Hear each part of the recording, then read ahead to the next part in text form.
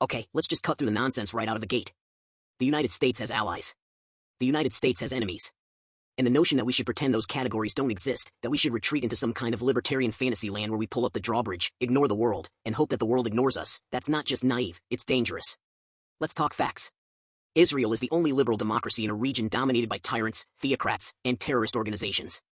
They share our values, they innovate, they defend themselves, and yes, they are surrounded by people who literally want to wipe them off the map. Iran funds Hezbollah. Iran funds Hamas. Iran chants death to America and death to Israel in the same breath. But I'm supposed to believe that America stepping back and letting that chaos unfold is somehow the moral high ground? Sorry, that's absurd. Now, do I think the US should be the world's policeman? No. But I do think abandoning our allies and pretending our enemies are going to play nice if we just give them enough space. That's not restraint, it's surrender. Israel defends itself against rockets from Gaza, and the media narrative suddenly becomes, why is Israel being so mean? Well, maybe, and hear me out, maybe if terrorists stopped hiding behind civilians and using schools as rocket launching pads, there wouldn't be a need for military responses in the first place. Bottom line, the world is not a safe place. Peace doesn't happen by accident. Power fills vacuums. And if we want the US to lead in a way that protects freedom and security, not just for us but for our allies, then we don't retreat, we don't apologize, and we certainly don't pretend Hamas is some kind of misunderstood resistance movement. They're terrorists. Period. Let's stop moralizing weakness and start defending strength. All right, look, I think the American people are sick and tired of being lied to. We spent the last 20 years, maybe more, watching the same script play out over and over again. We have to go over there, protect freedom, fight the terrorists, support our allies, promote democracy. And what do we get in return? Endless war, dead civilians, trillions of dollars down the drain, and more enemies than we started with. Now I know Ben loves to throw around words like strategy and national interest, but let's be honest here. None of this has made America safer. In fact, it's made us a bigger target. Every time we bomb someone's village in the name of democracy, guess what? We radicalize 10 more people. That's not a conspiracy theory. That's blowback. It's not a fringe idea. It's basic cause and effect. And let's talk about Israel. Can we finally admit that unconditional support for a foreign government, even one we consider an ally, is not putting America first? Israel is a sovereign country. They've got a powerful military. They're not some helpless underdog.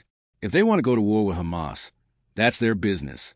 But why do I, or the American taxpayer, or some 19-year-old kid from Ohio have to be part of that fight? We've spent decades propping up dictators, toppling governments, arming rebels who turn into terrorists, and calling it defense. It's not defense. It's empire building. And it's time we ended it. I want a foreign policy rooted in peace, trade, and diplomacy, not bombs, bribes, and body bags. So if the choice is between staying stuck in this endless loop of intervention and chaos, or taking a serious look at what a non-interventionist America could look like, I say let's break the loop. Let's stop trying to control the world and start minding our own damn business for a change. Alright, so let's talk about Iraq first. Was the Iraq War executed perfectly? Absolutely not. Were there intelligence failures? Yes. Were there strategic missteps? Without question. But here's what people forget. Post 9/11, we weren't living in some calm, rational moment where we could afford to just sit back and hope for the best. We had just watched 3,000 Americans get murdered by jihadists.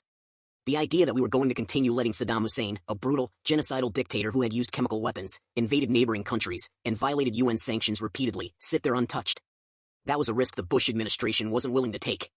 And frankly, neither was most of the world at the time. Now, could we have done things better? Yes. But removing Saddam sent a message, and it eliminated a tyrant who posed a genuine threat to regional stability. And here's the hard truth. When America pulls out, vacuums are filled. That's how we got ISIS. So no, I don't think it was a mistake to remove Saddam. I think the mistake was the Obama administration's premature withdrawal, which undid the gains we had made and let the region fall apart again. You can't fight jihadism with hashtags and speeches. You fight it by demonstrating that if you slaughter people, violate international norms, and harbor terrorists, there are consequences. That's not neocon fantasy. That's deterrence. Ben, you just said so many things that are wrong in rapid fire, and I want to address all of them. But let me start here. Saddam Hussein had nothing to do with 9/11. Zero. Zip. Nada. He wasn't hiding Osama bin Laden. He wasn't funding Al-Qaeda. In fact, he hated Al-Qaeda. He was a secular thug who ran his country like a mafia boss. Brutal, yes, but not a threat to the U.S. homeland. So the idea that Iraq was some kind of response to 9/11, that's the lie that got us into this mess in the first place. Now, you say we removed a tyrant. Great. We also created a power vacuum that led to the rise of ISIS, killed hundreds of thousands of Iraqis, displaced millions, and got thousands of American soldiers killed or maimed, all based on faulty intelligence and a false premise. That's not spreading freedom. That's imperial hubris with a body count. And let's not forget the cost. Over $2 trillion. And for what? A country that's now basically run by Iranian-backed militias? We didn't liberate Iraq. We destabilized it, we destroyed its infrastructure, and we left it worse off. If that's your idea of deterrence, I'd hate to see escalation. We need to stop pretending that these endless wars are about keeping America safe. They're not. They're about power, profit, and prestige for the people who never pay the cost. A few points here because, again, you're conflating a lot of things and oversimplifying a very complex situation. First off, yes, Saddam Hussein wasn't directly involved in 9/11. But that's a strawman. The war in Iraq wasn't framed as vengeance for 9/11. It was part of a broader strategy to reshape the Middle East in a way that stopped terrorist-supporting regimes from continuing to operate with impunity. Saddam had a long track record of aggression, supported terrorist groups like the Mujahideen Khalq, and paid suicide bombers' families. He constantly violated UN sanctions, shot at American aircraft enforcing no-fly zones, and yes, there was intelligence suggesting he had WMDs. It turned out to be wrong, but it wasn't made up out of thin air. Now, you keep bringing up the cost. You're right, the war was expensive. It was painful. It cost lives. But here's my question, what's the alternative? Do nothing? Let Saddam remain in power indefinitely? Let a genocidal dictator with a record of invading Kuwait and gassing Kurds continue threatening the region and our interests? And your narrative that America caused ISIS is overly simplistic. The rise of ISIS had far more to do with the sectarian decisions of Nouri al-Maliki's Shia government, backed by Iran, not the US, and the power vacuum that followed the withdrawal of US troops, not their presence. We had relative stability in 2011. Then we left. That's when ISIS surged. That's not on Bush.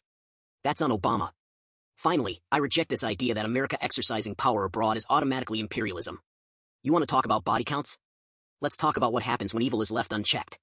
Let's talk about what happens when America doesn't lead, when tyrants fill the void. If you think restraint stops war, look at Syria. Look at Ukraine. Peace doesn't come from weakness. It comes from strength and deterrence. Well, let's talk about nation building, because if there was ever a more arrogant, doomed to fail fantasy cooked up by the DC blob, that's it. The U.S. invaded Iraq in 2003, not just to topple Saddam.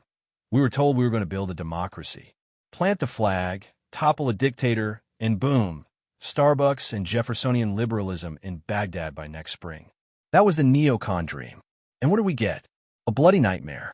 We disbanded the Iraqi army, fired everyone in government who had Ba'ath Party affiliations, which, by the way, was everyone with experience, and thought we could replace a centuries-old tribal and sectarian society with a Western-style government written by think tank guys in air-conditioned trailers. What did that lead to? A massive power vacuum, chaos, Sunni insurgency, civil war, and out of the rubble came ISIS, which took over large swaths of Iraq using American weapons left behind. Yeah, I'd call that a failed project. And then we doubled down. We sent in contractors like Halliburton to rebuild. Billions of dollars were spent on ghost projects, bridges to nowhere, power plants that never worked, schools that were bombed 2 weeks after being painted. Corruption was off the charts. And who paid for all this? You did.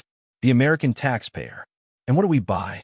A Shia-dominated government that's closer to Tehran than Washington, and a country more divided and broken than it was under Saddam. You know, Ben, you keep using words like deterrence and leadership, but let's call it what it really was. Regime change followed by an unworkable fantasy of social engineering. It's not America's job to fix the internal politics of every country on Earth, especially not by force. And this idea that if we just hadn't left in 2011, everything would have been fine. Come on, man. We were there for almost a decade. If you need to occupy a country forever just to keep it from falling apart, maybe, just maybe, the mission was never viable to begin with. You want to spread liberty? Great. Try home first. Because the American people are tired of wars that never end and promises that never materialize. And, you know, Ben, everything we just said about Iraq, about how nation building failed, how our foreign policy elites lied or got it catastrophically wrong, how we created chaos and bred radicalism. All of that directly connects to the Israel-Palestine situation. Because the same mentality that drove us into Iraq, This idea that America should use its military, its money, and its global influence to reshape other people's societies is exactly what undergirds our approach to the Middle East more broadly, and especially to our relationship with Israel. Let me be clear. I don't deny Israel's right to exist or defend itself. But when the U.S. gives unconditional military and political support to one side of a deeply complex, decades-long conflict, we are not acting as a neutral ally or a broker for peace. We're taking a side. And we're doing it with weapons, with billions in taxpayer dollars, and with diplomatic cover at the UN, no matter what actions are taken on the ground.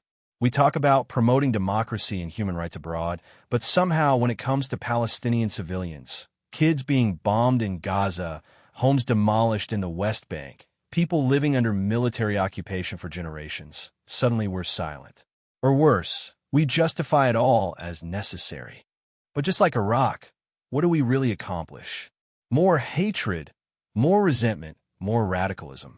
A generation of young people growing up under blockade, watching their families suffer, and then we act surprised when extremism grows out of that environment? Come on. If we want to be honest, we have to admit that our uncritical support for Israel, especially when it comes to settlement expansion and military responses that flatten civilian infrastructure, puts us right in the middle of a conflict that isn't ours to fight. And it makes peace less likely, not more. So yeah, let's talk about Israel and Palestine. But let's do it without the double standards. If you hated what we did in Iraq, the lies, the destruction, the blowback, you can't ignore it when it happens elsewhere, just because it's politically inconvenient. So here's the problem with what you just said. You're trying to draw a one-to-one moral equivalence between Iraq and Israel, and frankly, that's not just inaccurate, it's morally bankrupt. Let's get something straight. Iraq was a top-down, regime change operation led by the United States. Israel, on the other hand, is a sovereign democratic state that's under constant existential threat from terrorist groups that explicitly say they want to wipe it off the map. Hamas isn't ambiguous about its goals. Their charter literally calls for the destruction of Israel and the murder of Jews. And what does Israel do in response to this? It builds missile defense systems. It warns civilians to evacuate before striking terrorist targets, even when Hamas hides rockets in schools, mosques, and apartment buildings. Could you imagine the U.S. giving that kind of warning before striking ISIS? Of course not. Now, is it tragic when civilians are killed? Of course. It's horrific. But let's be clear, the moral blame for those deaths lies with the people firing rockets from civilian areas, not the people trying to stop them. That's not my opinion, that's the principle of distinction under the laws of war. You're talking about occupation? Gaza hasn't been occupied since 2005. Israel pulled out, fully. What happened next? Hamas took over, murdered Fatah officials, and started launching rockets. So what was the provocation there, Dave? Giving up land? And when you say we unconditionally support Israel, that's not even true. The U.S. has disagreed with Israeli policy before. What we do is recognize a reality. Israel is the only liberal democracy in the Middle East. It protects religious minorities, has free elections, LGBT rights, an independent judiciary, you name it. You want to talk about promoting liberty? Start by supporting the one country in the region that actually has it. But instead, you're here equivocating between a country defending its citizens and a death cult that uses its own people as human shields. That's not anti-war, that's moral blindness. Let's not play this rhetorical game where we pretend that nuance means blurring the moral lines until they disappear. Because there is a right and a wrong here. You want to criticize Israel's tactics? Fine. Every military operation can be scrutinized. But let's not confuse that with the core issue. One side wants peace with security, and the other side wants genocide. That's not hyperbole, that's literally what they chant, from the river to the sea. That means no Israel. That means wiping out the world's only Jewish state. And you know what's amazing, Dave?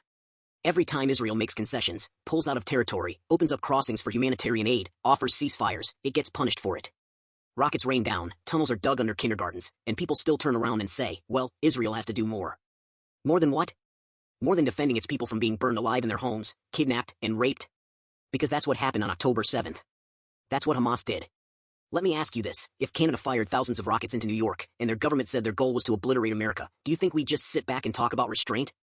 Would you, Dave, say we need to negotiate with people who just kidnapped our children and use them as human shields? The idea that Israel somehow wants to remove all Palestinians is pure propaganda. If that were the case, they could have done it years ago, they have the firepower. But they haven't. Instead, they target militants while trying to minimize civilian casualties, even when Hamas makes that impossible. Meanwhile, what's the Palestinian leadership doing? Paying the families of terrorists, literally incentivizing murder. Let's stop pretending this is just a border dispute. It's not. It's a clash of values. You have one side that values life and liberty, flawed, sure, like all countries, and another side that glorifies death and victimhood as political strategy. Ben, let's slow this down a bit, because what you just laid out is a pretty emotionally charged black and white narrative, and I get why that resonates with a lot of people. But we're not going to get to the truth by painting one side as purely good and the other as purely evil. That kind of thinking is exactly how we ended up in Iraq. It's how we end up supporting endless wars, drone strikes, and occupation under the illusion that we're the moral actors in the room. You say this isn't a border dispute, that it's a clash of civilizations. Well, if that's true, then nobody's getting out of this alive. Because you're basically declaring that peace is impossible unless one side is totally defeated. And that's not a strategy. That's a blueprint for endless war. Now let's talk about October 7th. What Hamas did on that day was monstrous. No serious person denies that. It was terrorism, plain and simple. But terrorism doesn't happen in a vacuum, Ben. You can't talk about that horror in isolation from the fact that the people in Gaza have lived under siege for 17 years. No clean water. Electricity for only a few hours a day. Unemployment over 40%. Kids growing up traumatized with nowhere to go, nowhere to dream. You think none of that matters? You think that doesn't radicalize people? And don't give me this line about how Gaza isn't occupied. When Israel controls the airspace, the borders, the population registry, and can cut off food and fuel at will, that's not freedom. That's an open-air prison. And the people paying the price aren't Hamas leaders hiding in tunnels.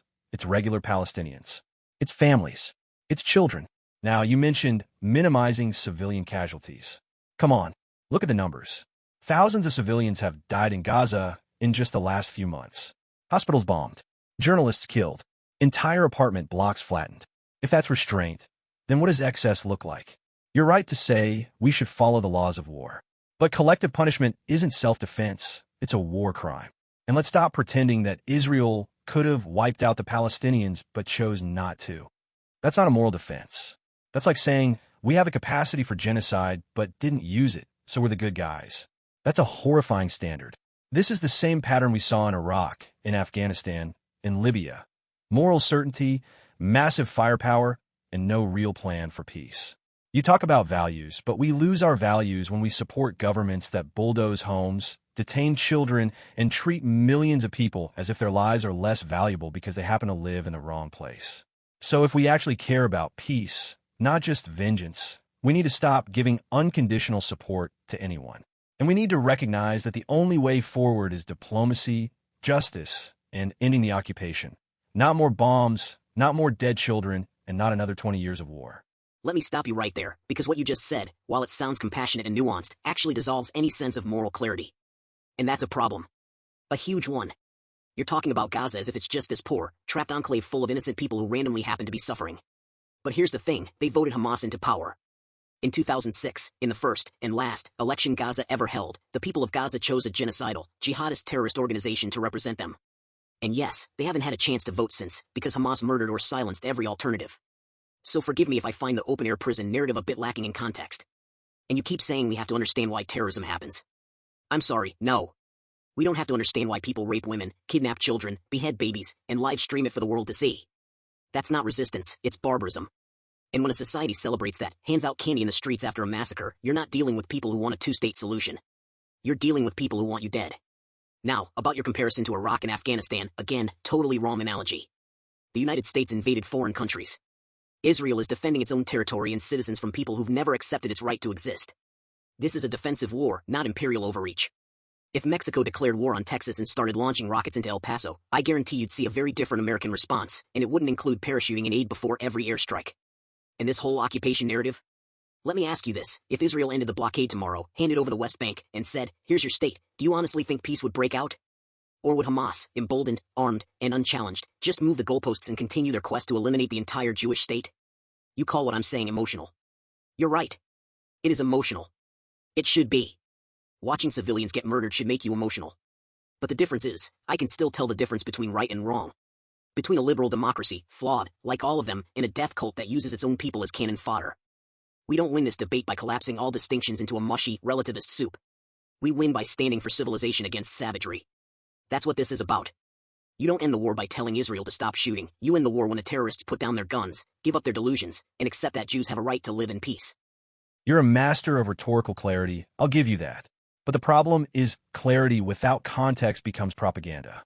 You say this is a moral battle between civilization and savagery, between democracy and death cults. And I get why that narrative is compelling. It puts all the weight on one side and absolves the other of almost any responsibility. But that's exactly the kind of framing that got us into every disastrous war the last 25 years. It lets us justify anything in the name of defending the good guys. But here's the thing. Who gets to define the good guys? Because I remember when the good guys in Iraq were the ones toppling Saddam, until we turned around and left behind sectarian chaos, torture prisons, drone strikes, and a broken society. All in the name of freedom. You keep pointing to Hamas, and again, yes, they're awful. No one's defending them. But you leap from Hamas is evil to therefore. Israel can do whatever it wants, and every Palestinian civilian casualty is Hamas's fault. That's just not how responsibility works in the real world. If you're dropping bombs that kill thousands of children, you don't get to wash your hands of it by saying, well, Hamas was hiding. That's not a get-out-of-jail-free card. That's the logic of every empire in history that slaughtered civilians and blamed it on the enemy. And let's talk about this idea that Gazans chose Hamas. First of all, that was nearly 20 years ago. More than half the population in Gaza is under 18. They never voted for anything. Are they fair game too? Is that how moral clarity works? Hold people accountable for elections they weren't alive for? What you're doing, Ben, is flattening 2 million people into a single identity, Hamas. And that's dangerous. Because once you accept that logic, once you say this group is beyond redemption, then all you have left is endless war. Bomb, punish, and repeat. That's not justice. That's vengeance. And here's where your argument falls apart most. If this is truly a battle between good and evil, and if Israel is the paragon of Western values, then why is it implementing policies that violate those values? Mass surveillance, indefinite detention, blockading aid, and bulldozing homes are not signs of moral clarity. They're signs of a state losing its moral compass. Ben, if you really believe in liberty, democracy, and the rule of law, then those values have to apply to everyone, not just the side you prefer. Otherwise, you're not defending civilization. You're just defending power. You want to talk about blowback? Fine, let's talk about it. The idea that U.S. support for Israel is the primary source of anti-American sentiment in the Middle East is a tired, oversimplified, and frankly dangerous narrative. The jihadist ideology that drives groups like Hamas, Hezbollah, Al-Qaeda, and ISIS didn't originate because we gave Iron Dome funding to Israel. It existed long before 1948. It's rooted in theocratic authoritarianism and a rejection of Western modernity. These groups don't hate America because we support Israel. They hate America because we are America, liberal, secular, capitalist, and powerful. Now, as for U.S. funding, let's break this down. The U.S. gives Israel roughly $3.8 billion a year, most of which is spent on American-made defense equipment. So in reality, that's a subsidy to our own defense industry, which helps an ally that shares our intelligence, technology, and military interoperability. This isn't a handout. It's a strategic investment. And let's be honest here, if we cut Israel off tomorrow, do you think that magically reduces blowback? Do you think Iran stops funding proxy terror groups? Do you think Hezbollah disarms? Of course not. All that does is create a vacuum, and in the Middle East, vacuums get filled by bad actors. Every single time. Now, you mentioned Iraq, and I'll agree with you on this. Nation building was a disaster. We tried to turn tribal, sectarian societies into liberal democracies overnight. It didn't work. But Israel isn't Iraq. Israel is a liberal democracy. It's not a puppet regime. It's not a failed experiment. It's a functioning state with free press, gay rights, Arab citizens in parliament, and regular elections. It's an asset, not a liability. And let's get real about blowback. The number one reason the Middle East is unstable isn't because of America's alliance with Israel. It's because we've spent 30 years oscillating between overreach and retreat. If you want less blowback, you need credibility. And credibility comes from strength, not apology tours. So, bottom line, you want to reduce radicalism? Don't abandon your allies. Don't reward terror. Project Strength, support civilization, and stop pretending that the people who chant death to America are just confused by our foreign aid spreadsheets. Unfortunately, the reality is more messy than your soundbite. First off, I'm not denying that jihadist groups existed before 1948. Of course they did. But to say U.S. support for Israel has no role in anti-American sentiment in the region, that's ignoring history and the lived reality of millions. When the U.S. bankrolls one side in a deeply complicated conflict, it fuels resentment, perception of bias, and gives these groups a tangible enemy to rally against. That's not some abstract grievance.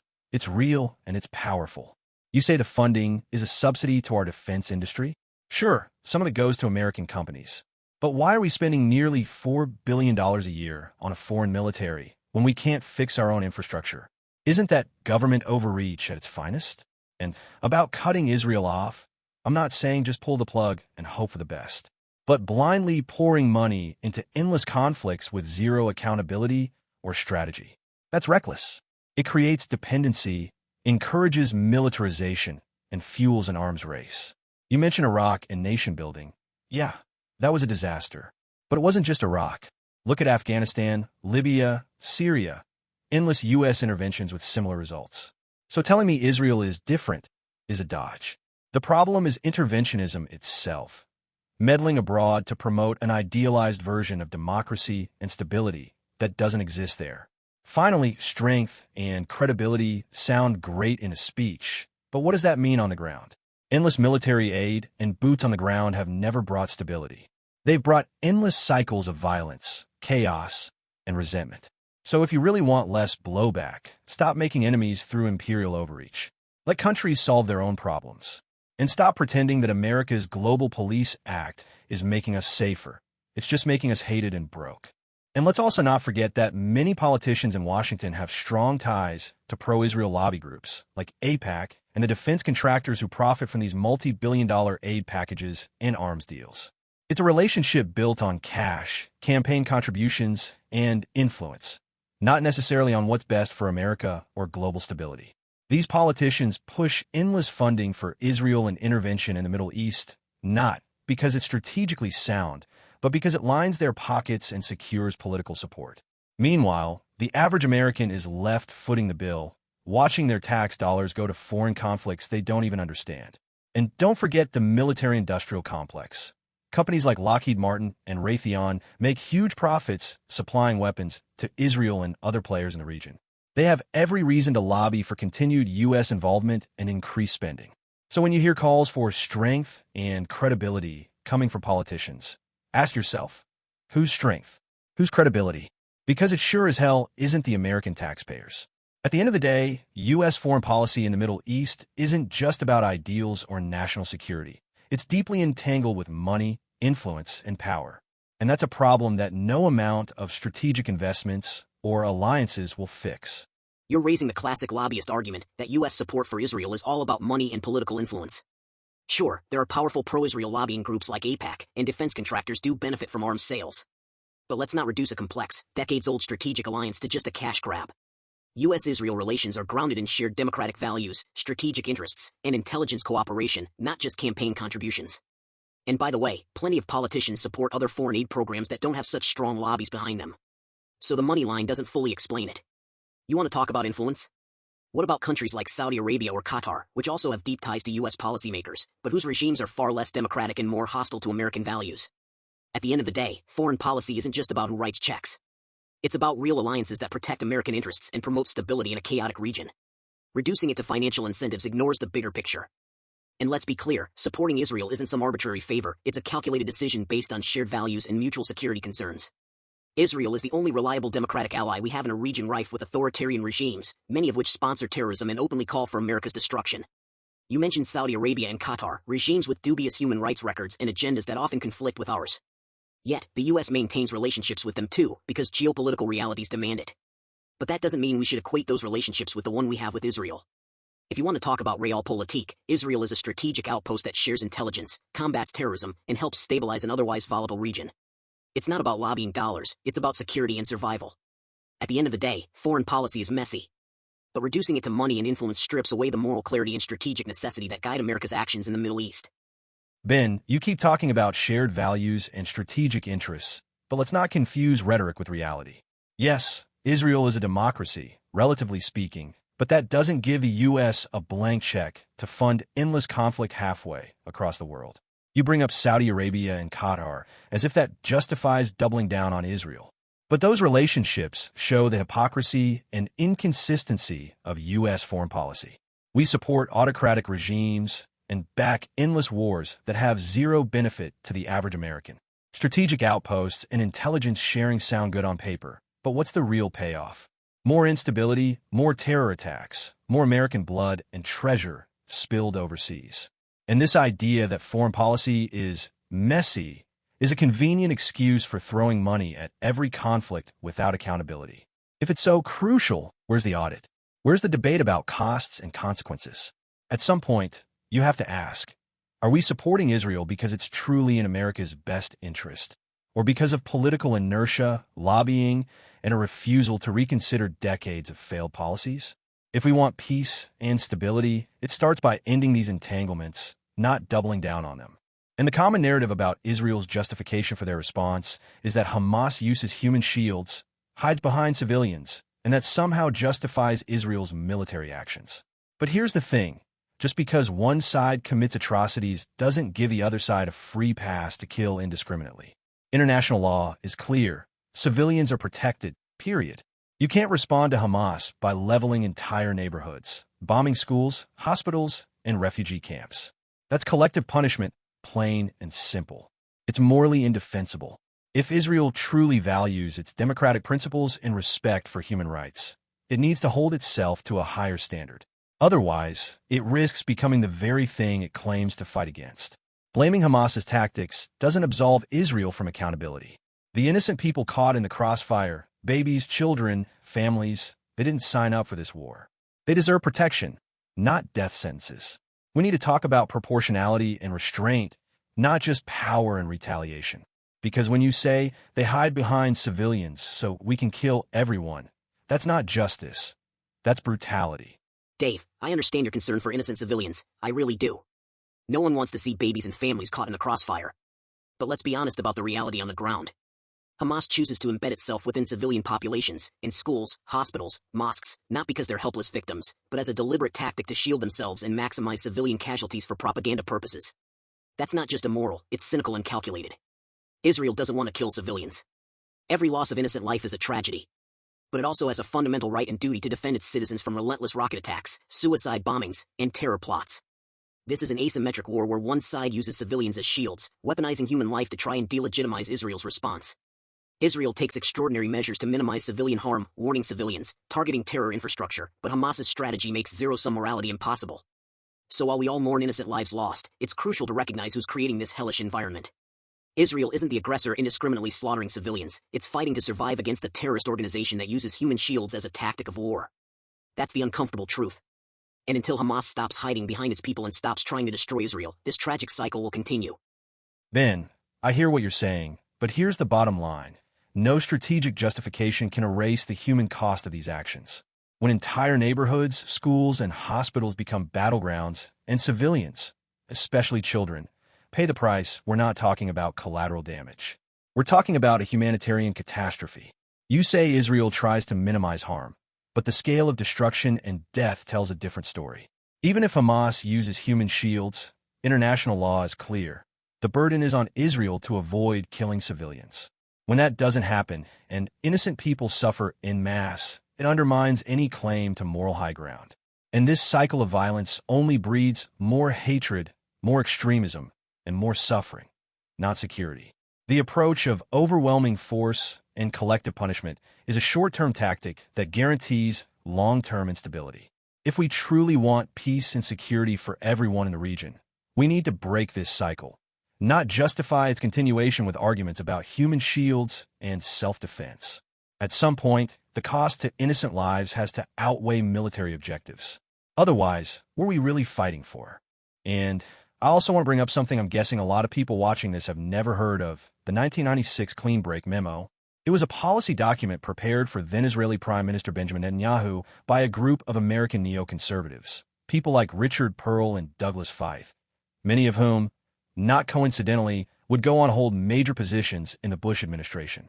This memo explicitly laid out a strategy for Israel to abandon peace negotiations with its neighbors and instead pursue a plan of military preemption, regional destabilization, and regime change. Sound familiar?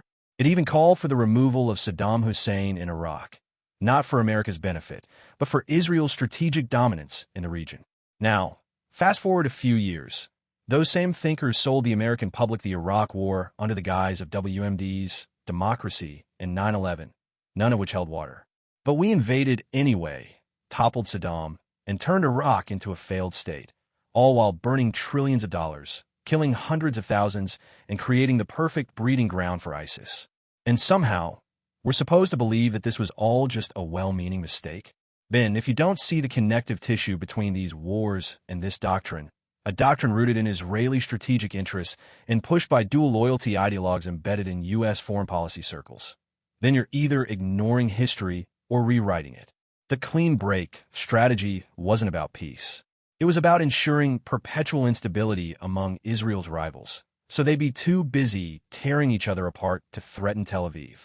In America, we got to be the global enforcer, the sugar daddy with the bombs. And then when people in the region respond, when they attack U.S. embassies, or when entire generations grow up under drones and sanctions, we're told it's because they hate us for our freedom. No, they hate us because we've been running regime change operations and backing apartheid-style policies in their backyard for decades. Let's slow down and separate fact from speculation, because this is where the libertarian argument, which starts in a reasonable place, veers into tinfoil territory. Yes, the clean break memo exists. Yes, it was written by a handful of American policy advisors. But here's the thing, Dave, it wasn't official U.S. policy. It wasn't adopted by Congress. It wasn't voted on by the Israeli Knesset. It was a think tank paper, a recommendation, not a global Zionist master plan. You're trying to turn a minor document into a Rosetta Stone for every bad decision in U.S. foreign policy over the last 25 years. That's just not reality. The Iraq War wasn't launched because of clean break. It was launched because the Bush administration, rightly or wrongly, believed Saddam posed a threat to U.S. interests post-9/11. Was that a mistake? I've said it before, yes, I opposed the Iraq War in retrospect.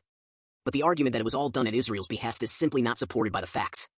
Now, let's address the broader claim that U.S. policy is just a pawn of Israeli strategy.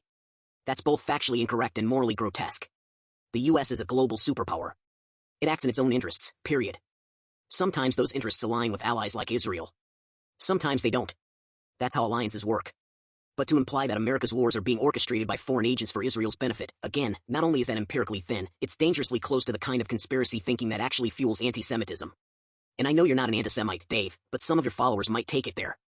And as for blowback, sure, actions have consequences. But the idea that America is to blame for terrorism because it supports its allies or acts militarily abroad is a moral inversion. That's like saying the fire department caused a fire because they showed up with a hose. Radical Islam didn't begin with U.S. foreign policy. Osama bin Laden wasn't citing clean break when he declared war on America. He was citing the existence of Israel, Western freedoms, and the presence of U.S. troops in Saudi Arabia, yes, which, by the way, was about protecting oil infrastructure, not Israel. So again, yes, we can debate the wisdom of interventionism. Yes, Iraq was a disaster. But no, America is not Israel's puppet. And no, a memo written in 1996 by a few DC hawks doesn't explain the last 50 years of Middle East conflict. Let's stay grounded in facts, not post hoc narratives designed to retroactively assign blame to one country or ideology. And let me go even deeper here, because I think this is where libertarians, and frankly a lot of the isolationist right, fundamentally misunderstand the world we live in. You talk about the US being manipulated, about us being a global sugar daddy dragged into wars for someone else's gain. But this entire framing denies American agency, as if Washington is just a puppet flailing at the ends of Tel Aviv's strings. That's not only wrong, it's insulting to the complexity of statecraft. The United States doesn't act for Israel. It acts with Israel because we share values, we share intelligence, we share security objectives. We're both liberal democracies, yes, despite your best efforts to downplay it, surrounded by hostile regimes, many of which are openly genocidal in rhetoric and in practice. Hamas, Hezbollah, the Iranian regime, these are not misunderstood local movements. These are terror operations with regional and sometimes global ambitions. And when America supports Israel, we're not doing something nefarious behind the scenes. We're defending an ally who is on the front line of the same war, a war against jihadist totalitarianism, a war against theocratic fascism, a war against the values that allow you, Dave, to sit here and criticize your own government without worrying about being jailed or executed. Let's also address this fantasy that the US can somehow just pull back, mind its own business, and everything will be fine. That's not how global power works. That's not how deterrence works. You leave a vacuum, someone fills it. And if it's not the US and its allies, it's going to be Russia, China, Iran, or worse. That's not peace. That's surrender dressed up as idealism. I agree that endless wars are a problem. I agree that nation-building failed in Iraq and Afghanistan. But the solution isn't to pretend America's enemies don't exist or that supporting allies like Israel is the root of all evil. The solution is to be smarter, not weaker. More strategic, not isolationist. More committed to Western values, not ashamed of them. So no, I'm not going to sit here and pretend a memo from 1996 is the skeleton key to understanding the Middle East. And I'm not going to concede the moral high ground to people who refuse to admit there's a meaningful difference between a liberal democracy defending itself and a death cult hiding behind children.